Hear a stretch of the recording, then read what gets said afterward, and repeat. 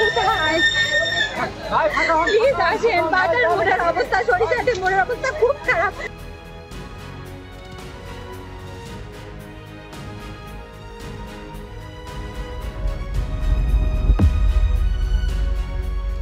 মুখোমুখি অনুষ্ঠানে আপনাকে স্বাগত। আমি মণি ভট্টাচার্য। কিছুদিনের ব্যবধানে কাশ্মীরে, ভারতের কাশ্মীরের পেহেলগাঁওতে, যেখানে ধর্মীয় পরিচয় জিজ্ঞেস করে জঙ্গিরা হিন্দু নিধন করলো, ঠিক তার কিছুদিন আগে আপনাদের নিশ্চয়ই সবার মনে থাকবে আমাদের পড়শি দেশ বাংলাদেশে কিভাবে হিন্দু অর্থাৎ সংখ্যালঘু, বাংলাদেশের সংখ্যালঘুদের উপর বেছে বেছে তাদের উপরেই যে অভিশাপ নেমে এসেছিল, যে অত্যাচার, যে অবর্ণনীয় অত্যাচার নেমে এসেছিল, ঘরের পর ঘর জ্বালিয়ে দেওয়া থেকে শুরু করে ইজ্জত নেওয়া, কিংবা মহিলাদের সম্ভ্রম লুট করা, কিংবা সম্পত্তি কেড়ে নেওয়া, এই বিষয়গুলো যখন ঘটছিল, ঠিক তখনই আরও একটা সিগনিফিক্যান্ট বা আরও একটা উল্লেখযোগ্য ঘটনা, উল্লেখযোগ্য গ্রেফতারি বলা চলে, চিন্ময় কৃষ্ণ দাস প্রভুর গ্রেফতারি। আপনাদের সবার মনে আছে। একটা স্বস্তির খবর, এই মুহূর্তে গোটা বাংলাদেশ হিন্দুদের জন্য তার জামিন মিলেছে। তার জামিন প্রসঙ্গে একটা কথা অবশ্যই আমার বলতে হবে যে এই বাংলাদেশ এখনো অবধি অশান্ত। সেই বাংলাদেশে হিন্দুত্ব বিপদে, সনাতনীরা বিপদে। ঠিক সেই সময়ে এই সনাতনী নেতা বা হিন্দু নেতা চিন্ময় কৃষ্ণ প্রভুর জামিনে গোটা বাংলাদেশে কি পরিস্থিতি, কিংবা তার জামিনের গোটা প্রেক্ষাপট কি, সেটা আমরা একটু বিস্তারিত আলোচনা করবো। আর সেই আলোচনায় আমাদের সঙ্গে বাংলাদেশ থেকে সরাসরি রয়েছেন চিন্ময় কৃষ্ণ প্রভুর আইনজীবী, অর্থাৎ মূল আইনজীবী প্রবীর রঞ্জন হালদার। প্রবীরবাবু, আপনাকে স্বাগত, নমস্কার সিএন ডিজিটালে আপনাকে। নমস্কার দাদা, নিশ্চয়ই ভালো আছেন আপনারা? প্রবীরবাবু, 5 মাস টানা 5 মাস জেল খাটার পর, অর্থাৎ জেলে কষ্ট পাওয়ার পর তিনি জামিন পেয়েছেন, এবং এই জামিনের পিছনে কি কোথাও ভারত ও হিন্দুত্বের ভয় পাচ্ছে বাংলাদেশ? কিভাবে দেখছেন বিষয়টা? হ্যাঁ, চিন্ময় প্রভু দীর্ঘ 5 মাস জেলবন্দি থেকে তার জামিনের আদেশ হয়েছে। আমরা খুশি হতাম যদি আরও আগে হতো। এটা নিচের কোর্টেই করতে পারতেন, যেহেতু এই মামলাটা কোনো ভিত্তি নাই, যেটা পর একেবারে মামলাটা তো হচ্ছে রাষ্ট্রদ্রোহের মামলা। রাষ্ট্রদ্রোহের মামলা করতে হলে সরকারের আগে পারমিশন নিয়ে মামলা করতে হয়, কিন্তু এক্ষেত্রে যে ভদ্রলোক মামলাটা করেছে বাদী হিসাবে, সে সরকারের পারমিশন নেয়নি। সুতরাং এই মামলাটা আমাদের ফৌজদারি কার্যবিধির 196 ধারা মামলাটাই চলে। একদম হাইকোর্ট গর্বিত এবং আমরা খুশি, অত্যন্ত খুশি, বিকজ হাইকোর্ট সম্পূর্ণরূপে 100% ইন্ডিপেন্ডেন্টলি জুডিশিয়ারি ডিপার্টমেন্ট মাথায় রেখেই এবং ওরা কারেজিয়াসলি ওনারা এই মামলা বিচারপতিরা, মহামান্য বিচারপতিরা হাইকোর্টে এই মামলায় জামিন দিয়েছেন। জোর করে বলা যাবে না যে এখানে আপনার ভারতের হিন্দু বা অন্য কোনো হিন্দু কমিউনিটির চাপে এটা করেছেন। আমরা এটা বিশ্বাস করি না যে জুডিশিয়ারি তো ইন্ডিপেন্ডেন্ট, এবং বিচারপতিরা যে কখনো জনরোষের চাপে ওনারা ন্যায় বিচার না করে যে প্রভাবিত হয়ে বিচার করেন, এটা আমরা বিশ্বাস করি না। বিশেষত আমাদের এই মামলাটা তো নাই। আমাদের এই মামলাটায় যদি প্রভাবিত কথা বলবেন, তাহলে আমাদের স্টেটের পক্ষে যে এডিশনাল অ্যাটর্নি জেনারেল, যিনি এই মামলায় স্টেটের পক্ষে ডিফেন্ড করেছেন, উনি এইটাকে প্রভাবিত করার জন্য অনেক কথা বলেছিলেন, যে চিন্ময় প্রভু জামিন না হওয়ার কারণে সেদিন তাকে জেলে নিতে দেয়নি, দেখে একটা অপ্রীতিকর ঘটনা ঘটে গেছে। তাদের আমাদের এক ফ্রেন্ডই ওখানে মার্ডার হয়েছে, সেখানে একটা উত্তেজনা চলছে ঠিকই, এবং অনেক হিন্দু লয়ার আছে সেখানে, তাদের বিরুদ্ধে মামলা হয়েছে। তো যাই হোক, ওভারঅল যে সেনাকর্তান, কিন্তু হাইকোর্ট ডিভিশন আমাদের মহামান্য বিচারপতিরা অত্যন্ত কারেজিয়াসলি এবং জুডিশিয়াল ডিপার্টমেন্টটা নিয়েই উনি সম্পূর্ণরূপে কোথায় কী হবে কি না হবে বিচার বিচার না করে উনি ন্যায় বিচার প্রতিষ্ঠা করেছেন। হ্যাঁ, একদম। আমি একটা বিষয়কে জিজ্ঞেস করব, বিমস্টেকে যখন নরেন্দ্র মোদীর সঙ্গে ইউনুসের বৈঠক হয়, তখন নরেন্দ্র মোদী অর্থাৎ ভারতবর্ষের প্রধানমন্ত্রী, তিনি কিন্তু এই সংখ্যালঘু নির্যাতনের প্রসঙ্গ তুলেছিলেন। কি বলবেন এই বিষয়ে আপনি? হ্যাঁ, বিমস্টেক সম্মেলনে আমাদের প্রধান অ্যাডভাইজার ডক্টর ইউনুস এবং প্রাইম মিনিস্টার মোদিজি, ওনাদের দুজনের মধ্যে কথা হয়েছে। সেই কথার মধ্যে মোদিজি এদেশে হিন্দুদের নিরাপত্তা নিয়ে উদ্বেগ প্রকাশ করেছেন ওনার কাছে। এখন উদ্বেগ প্রকাশের মধ্যে দুজনের মধ্যে যে কী কথা হয়েছে সেখানে আপনিও ছিলেন না, আমিও ছিলাম না। এখন এই উদ্বেগটা প্রকাশ করার কারণে মোদিজির, তাতে আমাদের ডক্টর ইউনূসের প্রশাসনের প্রতি কী চাপ সৃষ্টি হয়েছে কি না হয়েছে সেটা তো একটা ডিপ্লোম্যাটিক বিষয় বা স্টেটের ইন্টারনাল বিষয়, সেটার ব্যাপারে তো কোনো কমেন্ট করা যায় না বোধহয়। তবে আপনাদের পাশে যে ভারতবর্ষ এবং তথা ভারতবর্ষ মানে তো প্রাইম মিনিস্টার মোদি বা ভারতবর্ষের সরকার আমাদের এদেশে হিন্দুদের নিয়ে কনসার্ন, তাই উনি আলোচনা করেছেন। এই জন্য আমরা কৃতজ্ঞ যে ভারতবর্ষ বা ভারতবর্ষের প্রাইম মিনিস্টার বা রাষ্ট্র শাসনে এখন যারা নিয়োজিত রয়েছেন তারা সকলেই, যেমন ধরেন বিশেষত বারবার উঠে আসে অমিত শাহজির, তারপর অজিত দোভালের, তারপরে আপনাদের ফরেন সেক্রেটারি হয়েছে এস জয়শঙ্কর, এনারাই তো মুখ্য ভূমিকাটা পালন করেন। তবে আমরা কৃতজ্ঞ যে আপনারা আমাদের পাশে আছেন, আমাদেরকে নিয়ে ভাবেন এবং আমাদেরকে করছেন। চিন্ময় কৃষ্ণ প্রভুকে একটা মিথ্যে মামলায় গ্রেফতার করে রাখা এবং এই মামলা ঢোপেই টিকলো না হাইকোর্টে গিয়ে, এই মিথ্যে মামলা নিয়ে কি বলবেন?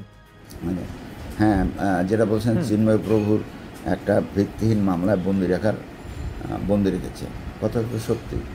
মামলাটা প্রথম প্রশ্নেই তো আমি বলেছি যে চিন্ময় প্রভুর মামলাটা তো ভিত্তিহীন যে বলছেন, ভিত্তিহীনেরও একটা ভিত্তি থাকে, কিন্তু মামলাটা কোনো ভিত্তি নেই। কারণ এই মামলাটা যে এফআইআরটা করেছে সেই এফআইআরটায় এর কোনো অস্তিত্ব থাকার কথা নয় আইনগত দিক থেকে। বিকজ কেন চিন্ময় প্রভুর যে মামলাটা হয়েছে, উনি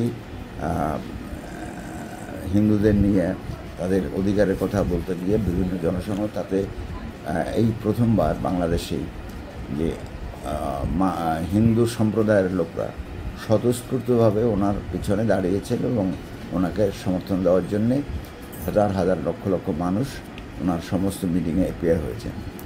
সুতরাং এই মামলায় এখন হিন্দুদের এই যে এতগুলো লোক বা হিন্দু কমিউনিটির এতগুলো লোক যে ইয়েগুলো ওনার পক্ষে জড়ো হয়েছে, সেই কারণে হয়তো ওনাকে থামিয়ে রাখার বা দমিয়ে রাখার জন্যই বা মামলাটা হয়তো বা করেছেন। কিন্তু যে ভদ্রলোক করেছেন সেই ভদ্রলোককে তো আবার শুনেছি উনি বিএনপির লোক, ওনাকে বিএনপিতে বহিষ্কার করা হয়েছে। এনার সঙ্গে সরকার কোনো আলাপ যদি হতো তাহলে সরকারের পারমিশন নিয়েই মামলা করতো।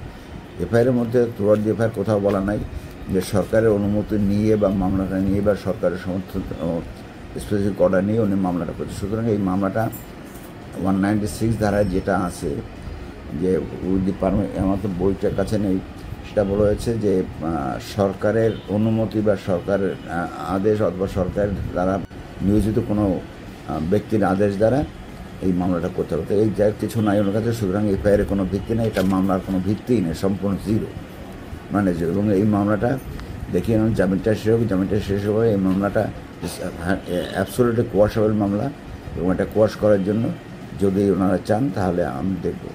হ্যাঁ, কিন্তু দেখুন এই চিন্ময় কৃষ্ণ প্রভু জামিন মিলতেই তারা সুপ্রিম কোর্টে গিয়ে দ্বারস্থ হয়ে গেল। মানে চিন্ময় কৃষ্ণ প্রভুকে বা হিন্দুত্বকে কিসের ভয় এত বাংলাদেশে? আচ্ছা, ভালো প্রশ্ন করেছেন। স্টেটের স্বার্থ সবসময় নিয়ন্ত্রণ করে কোর্ট কাছারিতে স্টেটের যে লয়ারগুলো থাকে তারা। আমাদের হাইকোর্ট থেকে attorney general, deputy attorney general, assistant attorney general এরা, আর নিচের জুডিশিয়ারিতে থাকে পিপি, জিপি ইত্যাদি। তো এখানেই আমাদের হাইকোর্টে জামিন হওয়ার পর হাইকোর্টের জামিনের আদেশটা জজ সাহেব রুলটা অ্যাবসোলিউট করেন অ্যাজ অ্যাবাউট 2:30 PM। তারপরেই আমি হাইকোর্ট থেকে বেরিয়ে কোর্টে এসেছি, অন্যান্য সবার সঙ্গে কথা বলে কোর্টে এসেছি প্রায় 7টার দিকে। এই 7টার মধ্যে মামলা স্টে হয়েছে, অ্যাপিলেট ডিভিশনের অ্যাকমদার শুনি। হঠাৎ করে শুনলাম যে অ্যাপিলেট ডিভিশনের চেম্বার জাজ এটাকে স্টে করেছে। আবার কিছুক্ষণ পরে দেখলাম যে না, সেই আদেশটাকে স্টে করেছে। এখন এই স্টেটের পক্ষে এই যে অ্যাটর্নি জেনারেলের অফিস থেকে এই মামলাটা গিয়ে চেম্বার জাজে যে স্টে করেছেন, এত তড়িঘড়ি করলেন তাও আমার বুঝছেন কেন না। এত তড়িঘড়ি করলে আমাদের যেহেতু কেভিয়েট দেওয়া ছিল, অ্যাপিলেট ডিভিশনে মামলা করতে হলে নিয়ম হয়েছে যে কোনো স্টে বা ইনজাংশন অর্ডারের জন্য যদি চেম্বার কোর্টে যায় তাহলে আগে যারা কেভিএটার থাকে কেভিএটারকে তার কপি দিয়ে দিচ্ছে, আমাদের কোনো কপি না দিয়েও না দিচ্ছে। এটা কীভাবে করলেন জানি না। পরবর্তীতে আমি যখন চলে আসছি তখন তারপরে আমাদের যে লয়ার অপূর্ব ভট্টাচার্য ছিলেন, উনি কোর্ট গিয়ে বললেন যে এটা কী করে হলো, এটা তো আমরা কেভিএট দেওয়া আছে, এটা তো এইভাবে চেষ্টা হতে পারে না। তা সুতরাং স্টেট তড়িঘড়ি গিয়ে স্টেটে হাইকোর্টে কোনো আদেশে, সিভিল হোক ক্রিমিনাল, কোনো আদেশে যদি অন্য পক্ষ ক্ষুব্ধ হয়, তার একটা নিয়মে আছে, সে দিনান্দিয়ার অ্যাপিলেট ডিভিশনে চেম্বার কোর্টে যেতে পারে। সেই কারণে হয়তো ওনার কাছে, সুতরাং তড়িঘড়ি স্টেটের পক্ষে এখান তো নিশ্চয়ই অ্যাটর্নি জেনারেল তো যদি সরকারের কারোর সঙ্গে আর করে, তাহলে অ্যাটর্নি জেনারেল নিশ্চয়ই তাৎক্ষণিকভাবে সরকারের কারোর সঙ্গে আলোচনা করে জানায়। যাই হোক, স্টেটের ইন্টারেস্টটাকে সেফগার্ড করার জন্য অ্যাটর্নি জেনারেল সাহেবের অফিস থেকে এই মামলাটা করা হয়েছে। তো একটা তড়িঘড়ি ব্যাপার কিছু নেই, যেটা করার নিয়ম সেভাবে করেছে। হ্যাঁ, আমার শেষ প্রশ্ন করব আপনাকে, সেটা হচ্ছে যে কেমন আছে হিন্দুরা বাংলাদেশে? আচ্ছা, সবশেষে আমরা হিন্দুরা কেমন আছে, এটা কীভাবে উত্তর দেবো বলুন। সরকার, আমরা হিন্দুরা, ধরুন আমরা ঢাকায় শহরে বা অন্য কোনো শহরে আমরা 2-4 জন হিন্দু যদি নির্বিঘ্নে নিশ্চিন্ত উদ্বেগবিহীনভাবে যদি চলাফেরা করি, তাহলে কি আমরা বলতে পারবো যে অ্যাজ এ হোল আমরা হিন্দুরা ভালো আছি? অ্যাজ এ হোল বলতে যেমন ধরুন আজকে গাজায় যে মুসলিমদের প্রতি যে অত্যাচারগুলো করা হচ্ছে, তার থেকে দেখেন আজকে বাংলাদেশে আমাদের হাজার হাজার লক্ষ লক্ষ মুসলমানরা একটা গাজার অত্যাচার নিয়ে প্রতিবাদ করছে। এর অর্থটা কী? কোথায় রয়েছে গাজা, কোথায় রয়েছে গাজার, কোথায় রয়েছে বাংলাদেশ? এর অর্থ একটা ধর্মের মধ্যে একটা বন্ধুত্ব হয়। যেমন ধরেন বিমস্টেক মামলায় প্রাইম মিনিস্টার মোদিজি উনি আমাদের ডক্টর ইউনূসের সঙ্গে কথা বলেছেন। কী কারণে বলেছেন? যে উনিও হিন্দু ধর্মের, আমিও হিন্দু ধর্মের, ভারত একটা মোটামুটি সনাতনী রাষ্ট্র হিসেবে আমরা বিবেচনা করি, আর আমরা এখানে হিন্দুরা, ফলে আমাদের জন্য ওনাদের কষ্ট বা আপনাদের কষ্ট হবেই। ঠিক একই রকমভাবে কোথায় রয়েছে গাজা, কোথায় রয়েছে বাংলাদেশ? কী কারণে এত প্রতিভা হচ্ছে? যে ওনাদের একই ধর্মের লোকরা আজকে নিগৃহীত হচ্ছে, সেই কারণে ওরা প্রতিবাদ করেছে। সুতরাং আমরা এখানে বাংলাদেশে এই যে বৈষম্য বিরোধী আন্দোলনের কারণেই আমাদের একটা নির্বাচিত সরকারকে যে ছেড়ে দিতে হয়েছে, তারপরে স্বাভাবিকভাবে এখানে হিন্দুরা তো প্রথম দিকে তো বহু হিন্দু তো এখানে বর্ডার ক্রস করে ওপাশে যাওয়ার চেষ্টা করেছিলেন। তারপর ওখান থেকে বর্ডার বিএসএফরা আপনারা বর্ডার বন্ধ করে দেন, যেতে পারছি না। কিন্তু যেতে না পারা ফিরে আসার কারণ তো সমস্ত হিন্দুদেরকে মেরে ফেলেন, বা এখানে যারা ফিরে আসছে তাদেরকে তো কেউ বলেনি দলবদ্ধ হয়ে যে এখান থেকে গিয়ে।